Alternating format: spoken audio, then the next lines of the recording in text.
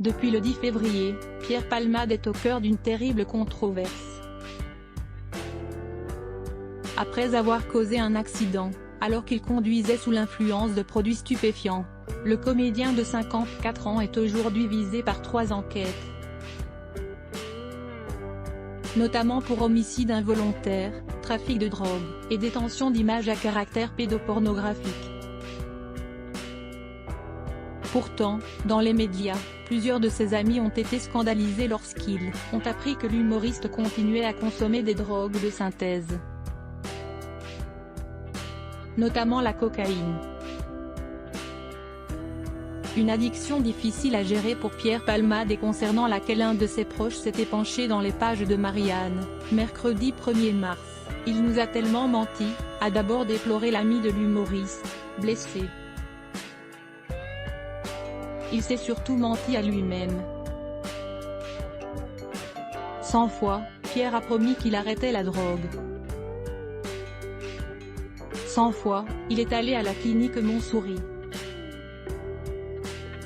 100 fois, il en est parti au bout de 2 jours.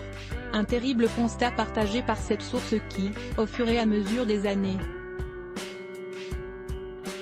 a dû observer, impuissant, la longue descente aux enfers de son ami qui avait beaucoup de mal à ne plus consommer de substances illicites.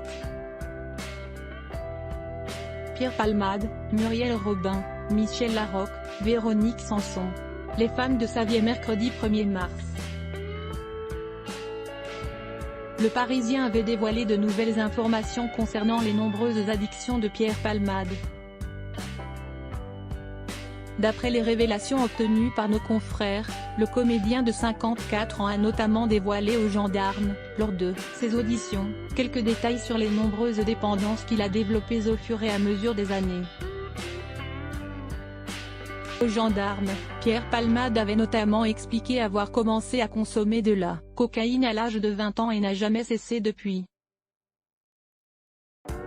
Il aurait commencé à prendre de la drogue de synthèse nommée 3-MMC que très tard dans sa vie, dans le cadre de ces fameuses soirées de débauche. Une substance qui, d'après ses dires, serait plus forte et plus addictive que la cocaïne. Mais ce n'est pas tout. De son propre aveu, l'humoriste serait également addict au sexe, à l'alcool, aux antidépresseurs ainsi qu'aux produits codéinés. Crédit photo, capture d'écran TF1.